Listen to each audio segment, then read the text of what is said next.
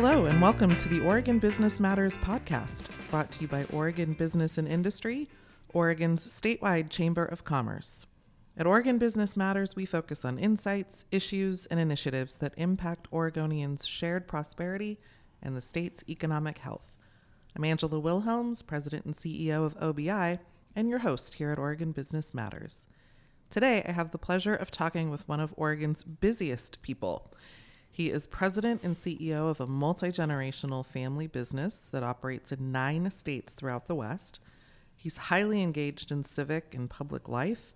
He serves on OBI's board of directors, and he's actively engaged in the activities of his very busy kids. And he still even finds time to tweet and play pickleball now and then. Was that fairly accurate? Yeah, that's fairly accurate.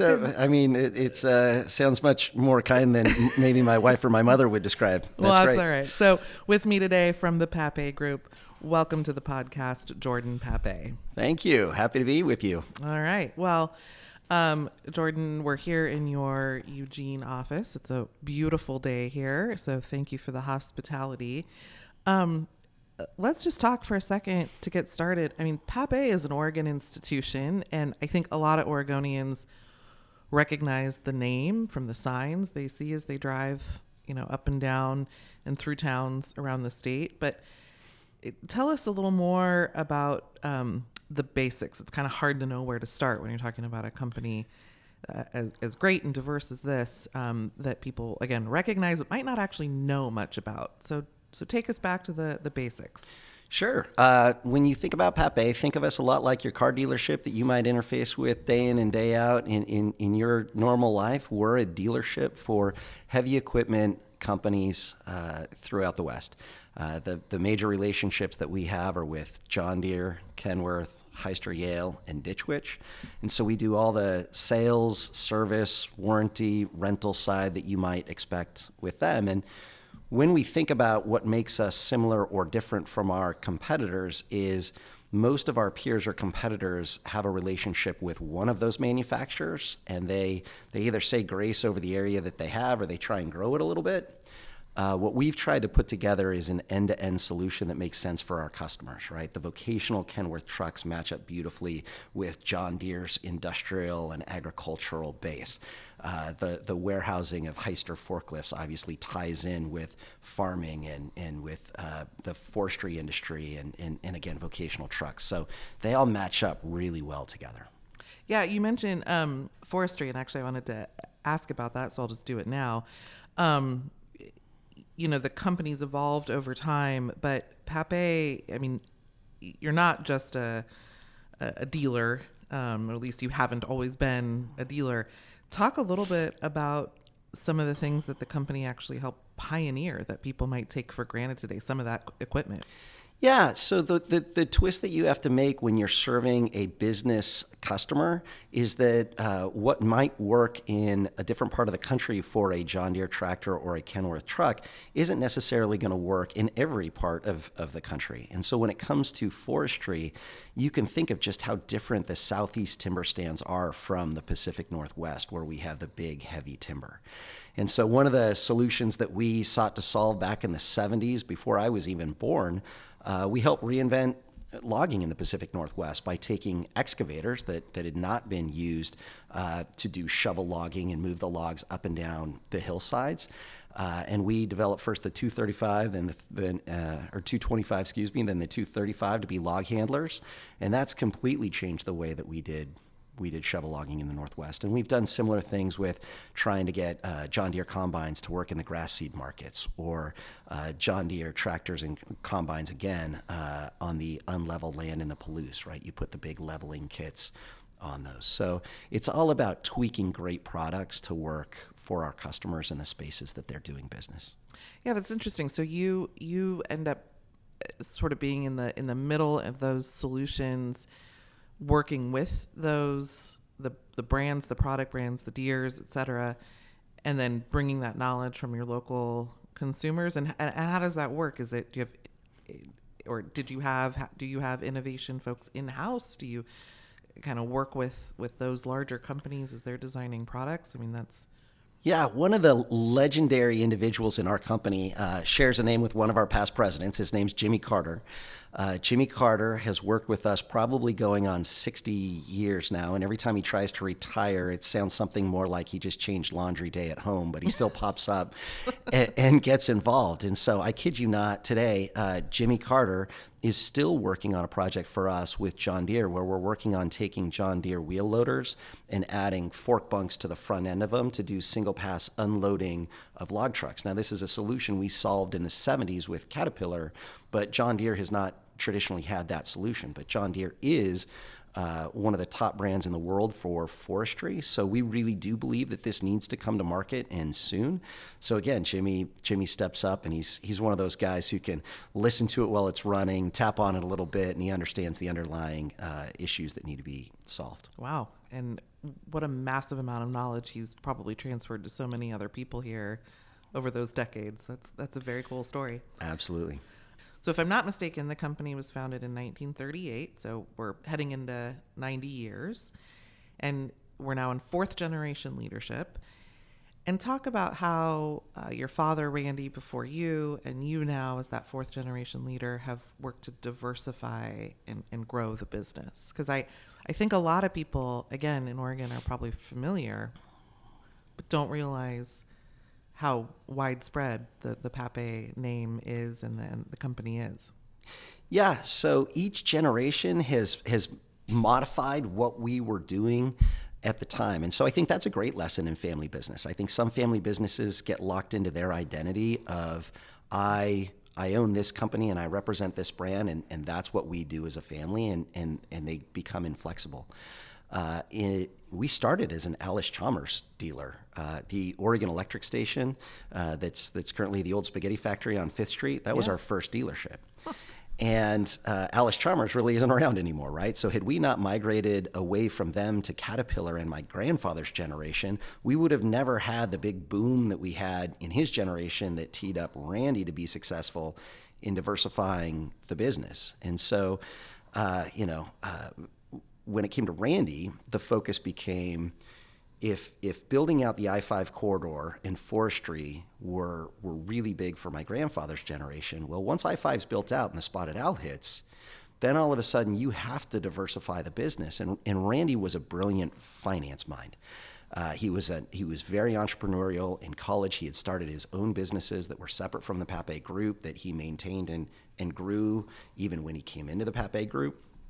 And within the Papé Group, he kept that same mindset of diversification. How do we do different but similar things to balance out the disruption that we were facing in the 90s? So he brings on forklifts and expands the business out of Southern Oregon and into Washington and California. And Flightcraft at the time, and having the courage to leave Caterpillar, which was such a unique part of our branding. It was Papé Cat. It was tied together. That along with he became a transportation commissioner and he saw all the stats that were happening with trucks and highways, and that led him into really wanting to get into the truck business, which we got into with Kenworth. And so all of that diversification and creativity that Randy had was focused around industrial companies with parts and service and a dealership focus on the Papé side of the business. That's interesting. So it maintained that central heart, that central theme, but he found ways to sort of build out the spokes of the hub and spoke, or the wheel, if you will, so that it was a little more well-rounded, if we could just, beat that pun to a pulp. So fourth generation leader, do you think there'll be a fifth generation? And how do you think about talking to the next generation about the company? And I mean, they're young, you're young, so it's not a today necessity, but how do you think about that? Yeah, so G5, as we refer to them as we think about bringing them along in education about the family business, is already starting to work in the business. The three olders, there's six that are. I have a son and two daughters, and my brother Ryan has two sons and a daughter, and there are only three owners in the company: Susie, Ryan, and his family, and me and my family.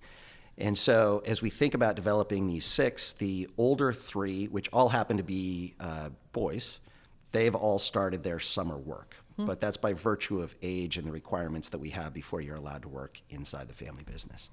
So we'll see then if the daughters begin to show interest and want to come and start to do some summer work inside the family business over the next couple of years. But we do a lot of that, bring them in, introduce them, let them know what the opportunity is. But my father also served as a great role model for not really putting a heavy hand on wanting us to dedicate our careers to the family business. I started outside the family business. He was very supportive of me going and trying different things. But then he was a great recruiter too. So I was working 100 hours a week in investment banking down in San Francisco, and he'd call me knowing I was probably going to be working till midnight, 1 a.m, but he would call me at 10 o'clock from his hot tub in his second home over in Bend to just ask how great my life was going. And over time, I realized, there might be some great options in the family business. Yeah, that's a pretty good recruiting tactic. That's hard to compete with. Yeah. So I want to switch a little bit just to some business operations, and we don't have to get into all the details, but we are a policy shop at OBI well, and you know what we do. You're a past chair, and thank you for your support and service on the board. But, at the end of the day, we're talking state policy on a regular basis. So I'm always curious when I get to talk to business leaders and business owners who operate in multiple states, and you're in 9 of them, because it has to give you a great lens into what we refer to as Oregon's competitiveness. How are we situated against these other states, which are all really, at the end of the day, competing for business and for workers and for capital investment? So what's your lens on that from the Papé landscape? Well, of the 9, the 3 that we do most of our business out of are Oregon, Washington, and California. So, okay. They fight very hard to be very similar to each other in not being easy places to do business. And so you as a company have to be really on your game if you're going to serve those markets. Because there are a lot of rules and a lot of penalties that can get in your way if you're not absolutely on your game. And so that can be a huge challenge. We recently entered into the Arizona market with the Ditch Witch side of the business. That's just a different world down there. They are very open and inviting to businesses and want to recruit people. I know we've all seen the recent headlines with Dutch Brothers, and that hits me in the heart because that's just a great Oregon business story, and I love those stories. As a family business person who thinks a lot about the history of our family, I think about the history of Oregon and the great companies that have come out of Oregon, and I don't like exporting great jobs. I want to see them stay here. So I wish that Oregon would differentiate itself from Washington and California in some ways, and that could be a huge competitive advantage to bringing great industries right here at home. Yeah, I mean, you and I have talked about this a lot, where there's really no reason Oregon shouldn't be a place people want to come for business, for quality of life, for a host of reasons, and yet we seem to be intent on actively pushing existing businesses away, or at least pushing their growth away.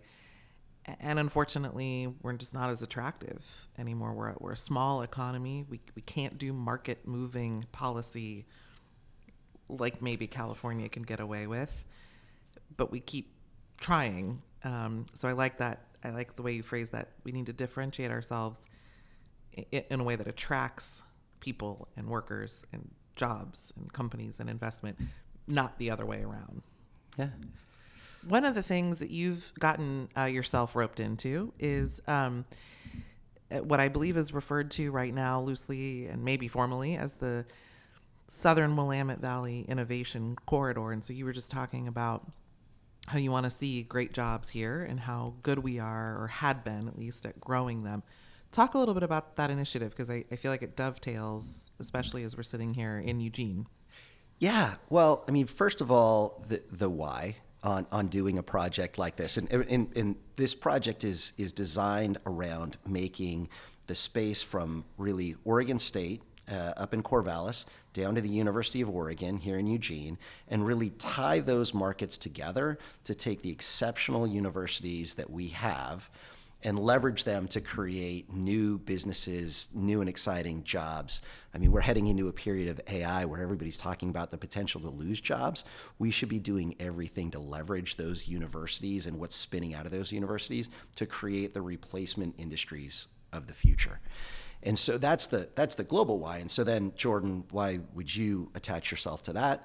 As a family business, I think a lot about future generations, our future generations, the future generations of our employees that we call members.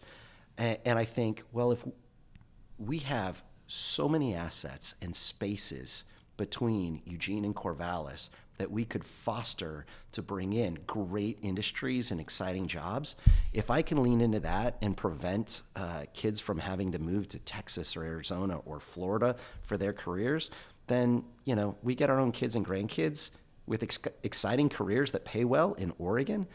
That's a fabulous thing to lean into.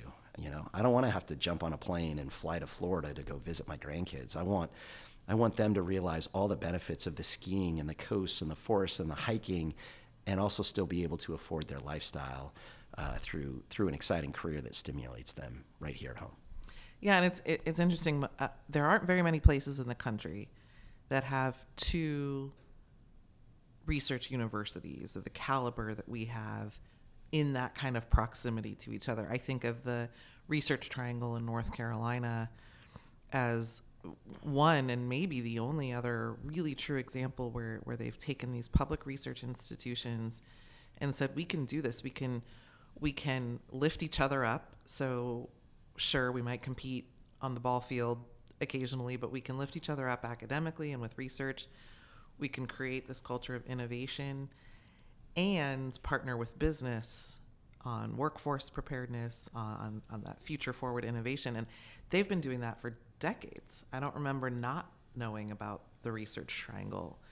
It would be very cool if we could leverage that, 45 mile distance between the two and have that here and become that place that's nationally known as a destination for high quality of life, high innovation, high academics, high research, high productivity, and just the place you want to be. Well, and not only that, but think of the catalyst that we have right now, right?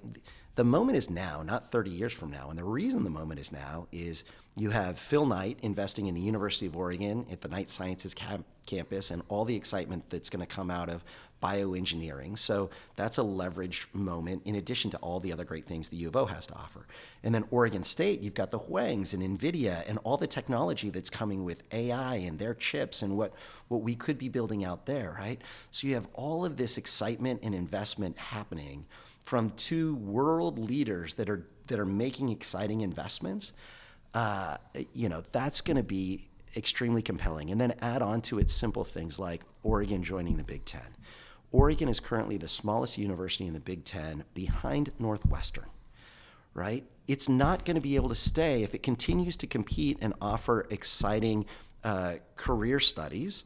In addition to competing on the ball fields, students are going to continue to apply, and it's going to have to grow from a 20,000 student population to a 30 or 40,000, right? That growth alone is going to create economic activity. And so there's just this catalytic moment right now between the exciting things that both universities have going on, the investments that are happening from the private sector into these universities, that if we can just create an attitude of yes, an attitude of friendliness, an attitude of welcoming to businesses,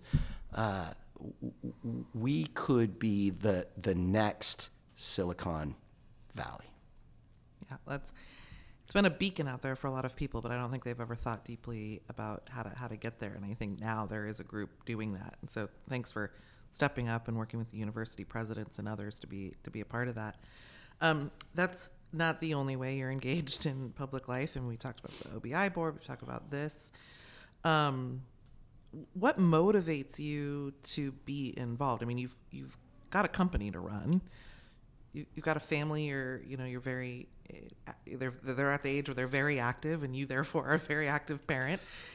So, what motivates you to give what time you have left, or to somehow carve out more time to work on these public service projects? Well, at first I should start probably by demystifying at least one piece of it, which is in my father's generation, one of the great moves that we made was professionalizing the business. So we've got presidents of the divisions that are world class in their industries. And so nobody's waking up in the morning asking me if they can order another forklift for inventory. Nobody calls me to say, hey, should we make this sale or not? And so that frees up my time to be able to think 10 and 20 years down the road, what is our business going to become and where are we doing business and why are we there? And as I think through some of those questions, you get into well, if I'm questioning whether or not Papé should continue being in business in Oregon or California or Washington in the long run, think about the types of companies that aren't tied to a dealership geographic location, right? Their heads must be swimming with all of these questions about could they lower their taxes and regulatory burden and all of those pieces. And so, I just am in a very fortunate position surrounded by extremely talented professionals that it allows me to then lean into trying to be a part of the solution, right? How do I work with politicians on both sides of the aisle to find ways to move past barriers? And that's what I'm leaning into. Yeah, that's a great leadership example too, where you don't have to wake up every day worrying about today or even tomorrow necessarily. You can think many years out, and that intersection of the business, the family, the place that you are, and the policies and the environment in which you're operating and living. So that makes a lot of sense, and that's great. I think a lot of business leaders strive for that. And so again, kudos to the Papé group and how it's grown up over 90 years and for the leadership to put it in that place. Coming back to the company for another second, what's something about the company that might surprise listeners? Well, I think we touched on a little bit of it. Innovation is a piece that I don't know that everybody thinks about. And you and I have talked about, if we are going to move towards greener energy in the future, there are a lot of solution sets out there. And one of the ones that we've leaned into is hydrogen. So we helped to found a company that is manufacturing the equipment to produce hydrogen, the actual equipment that steam methane reforms hydrogen.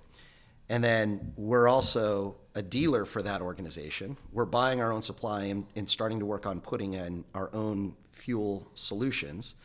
And then some of our manufacturers are working on hydrogen equipment that actually runs on hydrogen.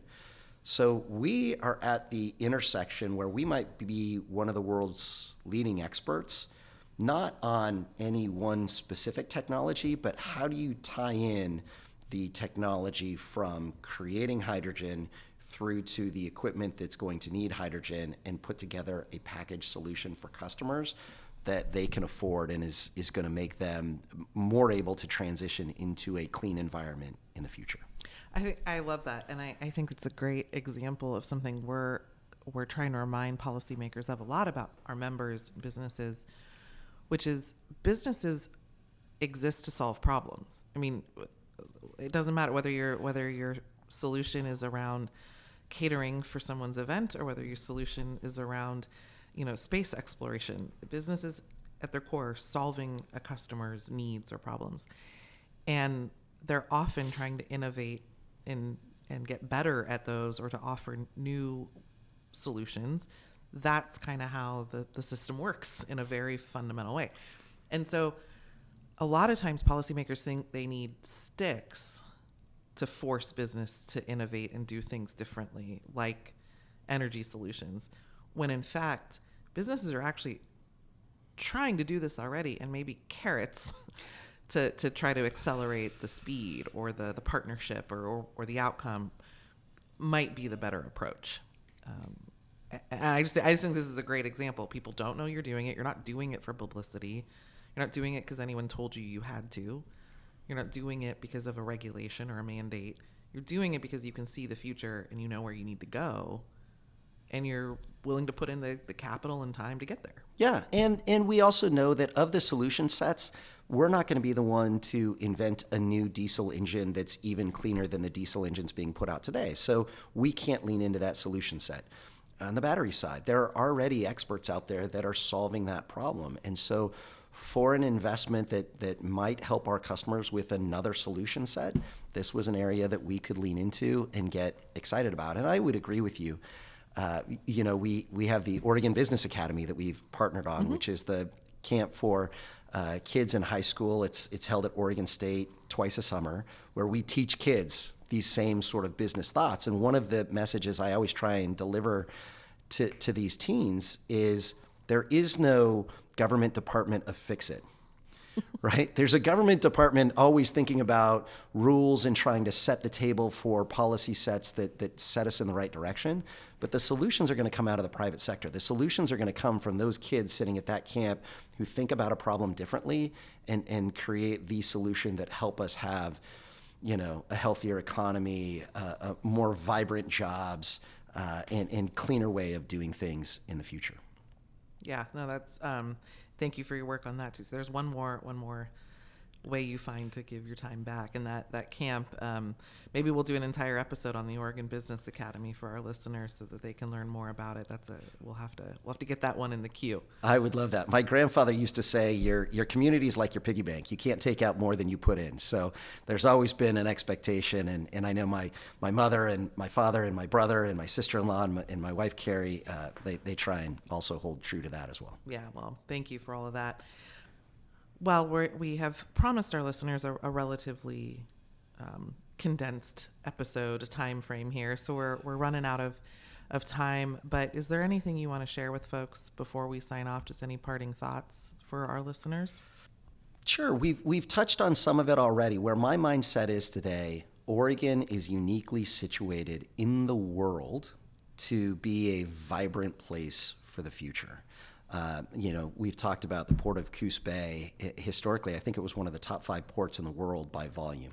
You've got Portland. You've got beautiful resources and renewable natural resources. We have so many things at our fingertip in Oregon. And ironically, one of the policy sets that's been hard, which are the land use laws and the urban growth boundaries that have prevented some of the growth that we could have potentially had, has also set us up to have significant amount of great developable land, especially here in the southern Willamette Valley. And so really the parting piece is, if we want our sons and daughters and grandchildren to be able to have exciting careers in the future, if we want to be able to visit our kids by driving an hour up the road rather than getting on a 4-hour flight across the country, now's the moment in time where we need to be talking to our political leaders and talking about an ethos of friendliness, an ethos that's inviting.